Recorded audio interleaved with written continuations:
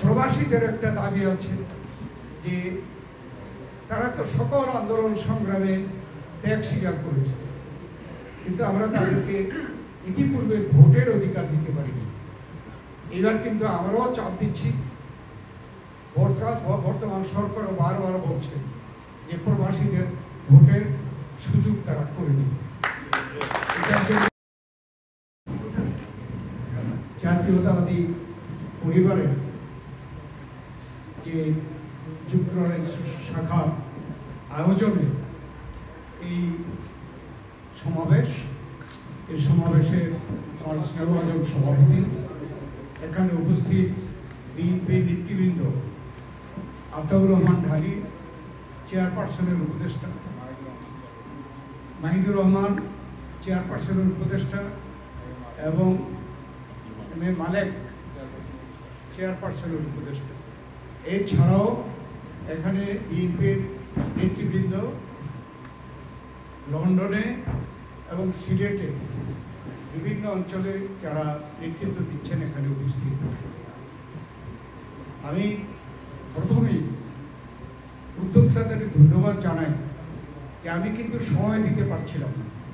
ইতিমধ্যে শুনেছেন চিকিৎসার জন্য শর্ট টাইমের জন্য এসেছে, তবুও তাদের যে ইনসিস্টেন্সের কারণে আজকে আমি রাজি হয়েছি যে যারাই আসুক আমারও একটা দায়িত্ব দেখা করে যাওয়া।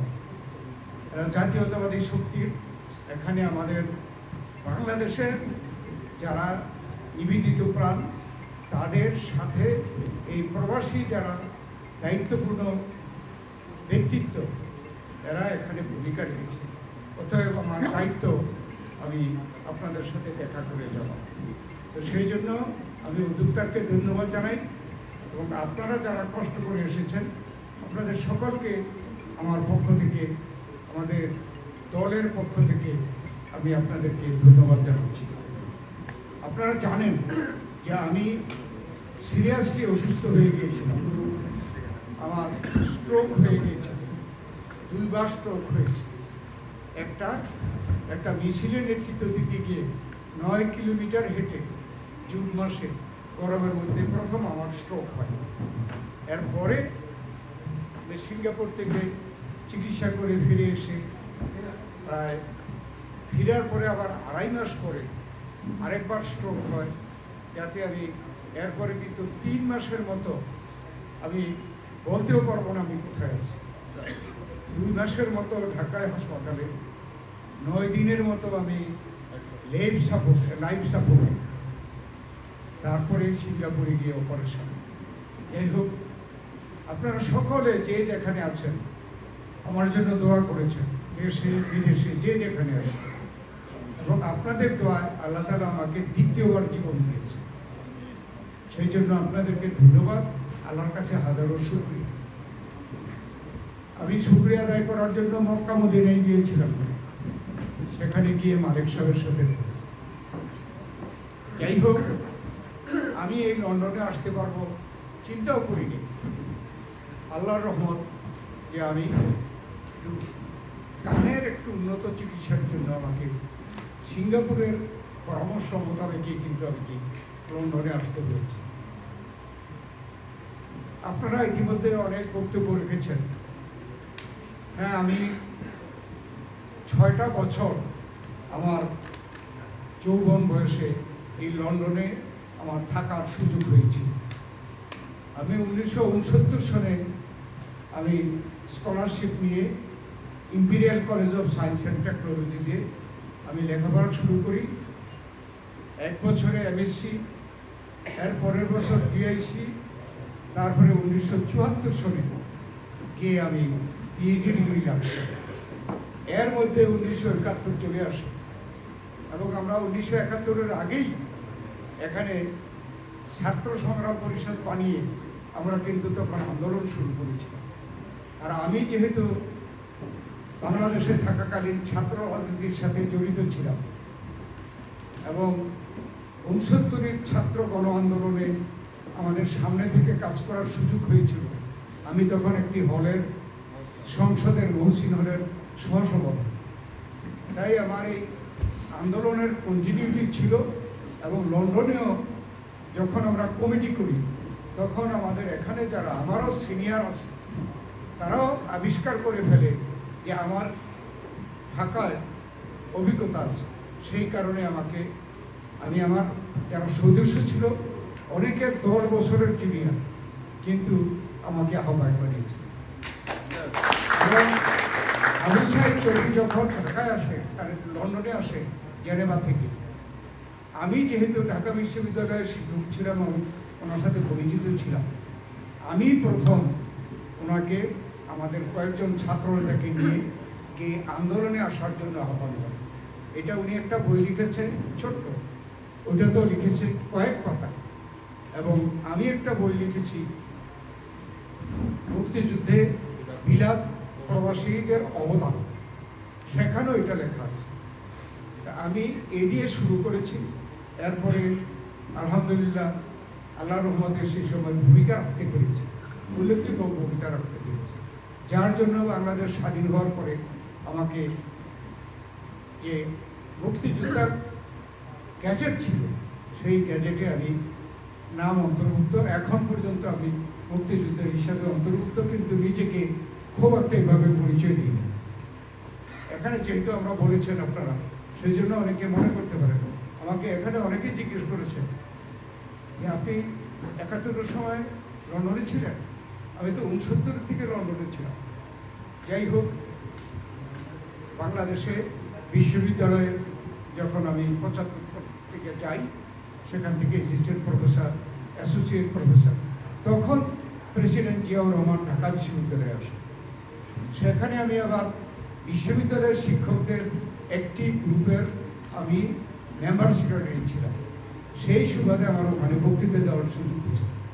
যেভাবে হোক প্রেসিডেন্ট জিয়ার দৃষ্টি আকর্ষণ করে, সেখান থেকে আমি ধরা খেয়ে আজকে পর্যন্ত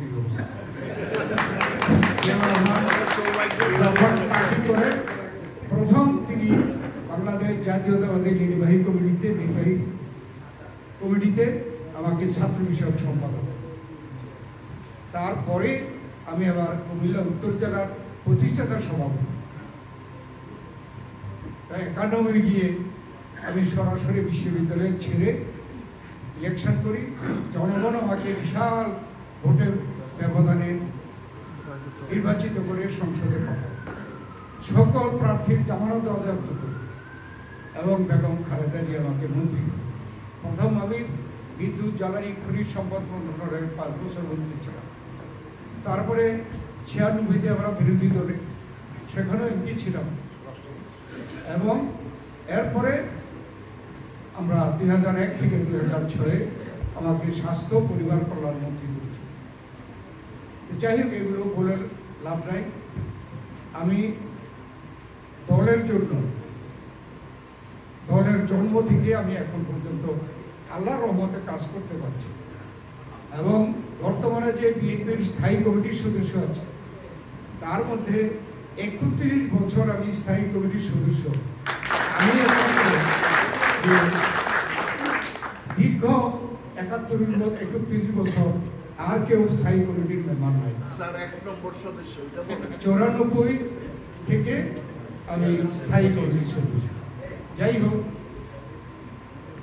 আমি সৌভাগ্যবান যে আমাদের দলে অনেক নড়াচড়া হয়েছে, অনেক অত্যাচার হয়েছে, অনেক লোক লালসা দেখানো হয়েছে, কিন্তু আল্লাহর রহমত আমাকে হটাতে পারেনি।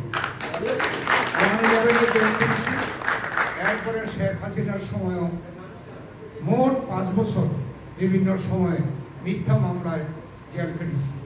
17 বছর মামলা হয়েছে। কেন বলছি 17টা মামলা? আমাদের দেশনেত্রী বেগম খালেদা জিয়া, ভারপ্রাপ্ত চেয়ারম্যান তারেক রহমান থেকে শুরু করে মিথ্যা বানোয়ার মামলায় তাদেরকে শাস্তি দিয়ে ম্যাডামকে জেলে, আর তারেক রহমানকে আর দেশে যে ফিরতে বাধা দিয়েছে, যেতে পারেনি, এখন পর্যন্ত যেতে পারে। এই কথাগুলো বললাম কেন? বর্তমানে দেশে আমাদের যে 16 বছরের 15 বছরের যে আন্দোলন, এরশাদ এই শেখ হাসিনা বিরোধী কিসের জন্য? মুক্তিযুদ্ধের চেতনা, গণতন্ত্রকে পূর্ণ প্রতিষ্ঠার জন্য, দেশে বৈষম্য থেকে দেশকে রক্ষা করার জন্য, অর্থনীতিকে লুটেরাদের হাত থেকে রক্ষা করার জন্য, সমাজকে সাম্যের ভিত্তিতে প্রতিষ্ঠা করার জন্য। এই জন্য আমাদের আন্দোলন। সেই আন্দোলন ছাত্র জনতার গণ অভ্যুত্থানের মাধ্যমে এই জুলাই আগস্টে সফল হয়েছে এবং তার ফলে এখন দেশে একটি অন্তর্বর্তীকালীন সরকার। অন্তর্বর্তীকালীন সরকারের কখনো দীর্ঘ সময় থাকে না, তাদের দায়িত্বই থাকে একটি নির্বাচন দিয়ে, গ্রহণযোগ্য নিরপেক্ষ নির্বাচন দিয়ে জনগণকে, যাতে জনগণ স্বাধীনভাবে ভোট দিতে পারে, তাদের প্রতিনিধিদেরকে পার্লামেন্টে পাঠিয়ে সেই জনগণের সরকার প্রতিষ্ঠা করে এই যে অন্তর্বর্তীকালীন সরকার বিদায় নেওয়া, এটাই তাদের দায়িত্ব এবং আমরাও এটাই বলে আসছি এবং এই সরকার তা ঘোষণা করেছে। এখন বাংলাদেশ গণতন্ত্রের পথে অগ্রসর হচ্ছে। এখানে কেউ কেউ বলেছেন যে ষড়যন্ত্র হচ্ছে, দেশে পতিত সরকার বিদেশে পালিয়ে গেছে, দেশে অনেকে গ্রেপ্তার, অনেকে পালিয়ে আছে। অতএব তারা কিন্তু চেষ্টা করবে যাতে করে বাংলাদেশে সুষ্ঠু নিরপেক্ষ একটা নির্বাচনের মাধ্যমে জনগণের সরকার প্রতিষ্ঠিত না হোক, এটা চেষ্টা করবে।